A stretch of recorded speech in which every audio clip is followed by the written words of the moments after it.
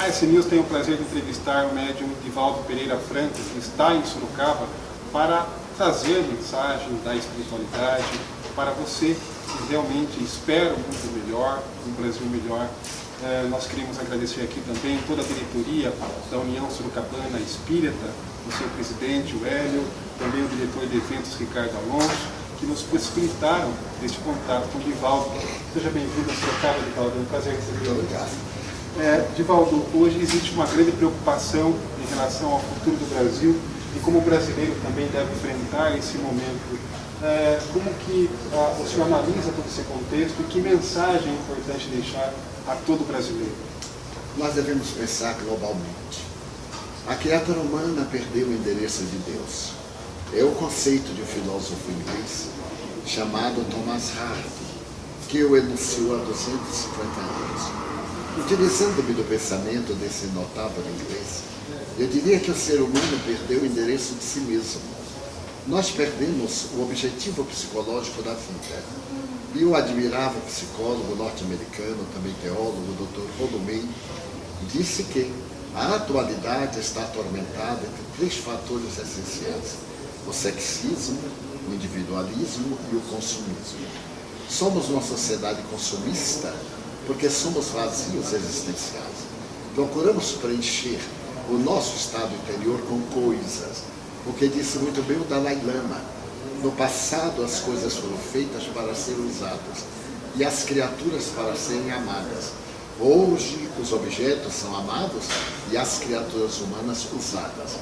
Nós perdemos aquele direito da afetividade, porque nos tornamos pessoas descartáveis diante das necessidades individualistas, em que as criaturas desejam gozar sem se preocupar com a realidade do ser existencial que são. Dessa forma, essa crise que abala o Brasil e que abala o mundo é a crise moral da criatura humana. Não se trata de uma crise coletiva, mas é o indivíduo que se perdeu a si mesmo, por consequência ao grupo que estava e por efeito à sociedade. No Brasil, felizmente, vivemos uma hora de revivescência de valores éticos. Estávamos acostumados à corrupção. Eu, por exemplo, estava tão acostumado a essa maneira de corrupção nacional que acreditávamos que nós éramos pessoas honradas, que éramos um povo que merecia respeito. Mas diante dessa Operação Lava Jato, eu continuo com a ideia que merecemos respeito. Principalmente agora, quando um grupo de jovens procuradores, delegados, juízes e pessoas não vinculadas às tradições da indignidade resolveram-se respeitar a Constituição brasileira e mostrar que existe caráter e que pessoas que atingiram o topo e que alcançaram as altas posições nada mais o fizeram do que colocar a máscara, a persona psicológica e, no entanto, caminharem nos baixos riachos da miséria humana e da indignidade. Então eu considero que é um momento nobre de prosperidade, em que as novas autoridades sabem que o proceder bem é um dever e que recebem salários, aliás, excelentes para manter uma conduta digna. Então este problema não é do Brasil, é problema da criatura humana. Acabamos de ter uma grande surpresa com as eleições norte-americanas. No entanto, nós devemos considerar que é o direito democrático que todos têm e respeitar o novo candidato, porque nunca poderemos saber o que a pessoa se transforma quando chega ao poder. Nós podemos considerar, Divaldo, que no caso também toda a Operação Lava Jato, o juiz Sérgio Moro, Rodrigo Janot, são pessoas que também estão tendo uma proteção da própria espiritualidade, ou seja, isso faz parte de um movimento também espiritual, podemos Sem a assim menor dizer? dúvida. Todos nós nascemos sob a proteção de entidades nobres, de alto coturno. E é natural que esses missionários da ordem do bem consigam trazer novas ideias, porque a humanidade progride hoje de maneira geométrica, não mais aritmética como ontem. E nós necessitamos de crescer moral e espiritualmente. Acreditamos que todos aqueles, não apenas citados, que se dedicam ao bem, estão sob a proteção divina dos céus. Refiro-me aqui à entidade máxima que é Deus, que naturalmente o progresso é uma lei natural e ninguém a pode deter. Aqueles que não corresponderem ficarão à retaguarda. Eles estão muito inspirados e esperamos que continuem assim como exemplo às novas gerações. Divaldo, faltam poucos anos para a data limite, 2019, para que se cumpram aí as previsões de Chico Xavier, para que tenhamos aí uma transformação planetária positiva. E vamos de fato conseguir, porque muito nos preocupa ainda, a gente vê o terrorismo, a guerra, governantes procurando provocar uma desestabilização mundial no cenário. Eu confesso que a data limite para mim é uma expressão muito vaga. Primeiro, porque a divindade não estabelece uma data limite para a destruição. Para que haja uma renovação imediata, aliás, o texto de Allan Kardec, deve haver uma destruição. Está em O Livro dos Espíritos, na lei do mesmo nome. Acredito que o Chico se haja referido a um período, não a um dia, a um ano. Mesmo porque os espíritos nobres, que eu saiba, não assinaram determinadas datas, porque depende muito do livre-arbítrio. Vamos supor que eu tenha a fatalidade de uma morte de tal natureza. Mas se eu tenho méritos, eu modifico meu karma, porque o bem anula o mal. A depender da nossa conduta, poderemos postergar essa denominada data limite e outras que nos venham a acontecer, como periodicamente sucede. As informações ditas proféticas, com este caráter das parcas da mitologia grega, da destruição. Mesmo porque nós não nos deitaremos à noite e acordaremos ao dia seguinte aos beijos. A transformação moral é um período muito largo. Suponho que os que estão expondo essa ideia, aliás muito bela, desejam que pelo menos a partir daí modifiquemos-nos. E ao nos modificarmos lentamente ao largo dos séculos, venhamos a ter uma alteração para o que Allan Kardec denominou, desde 1868, a mudança para o mundo de regeneração.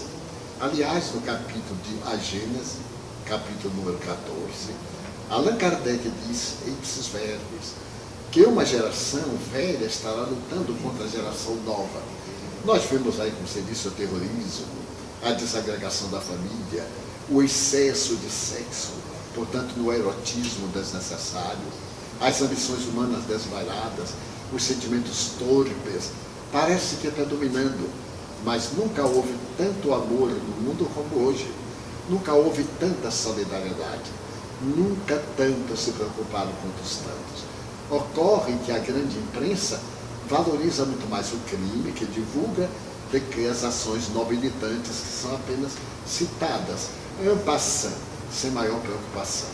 Então, na minha opinião pessoal, a data limite é um milênio, até atingirmos a transformação moral e alcançarmos esse estado programado para uma vida sem os dissabores que hoje nós esperamos na Terra.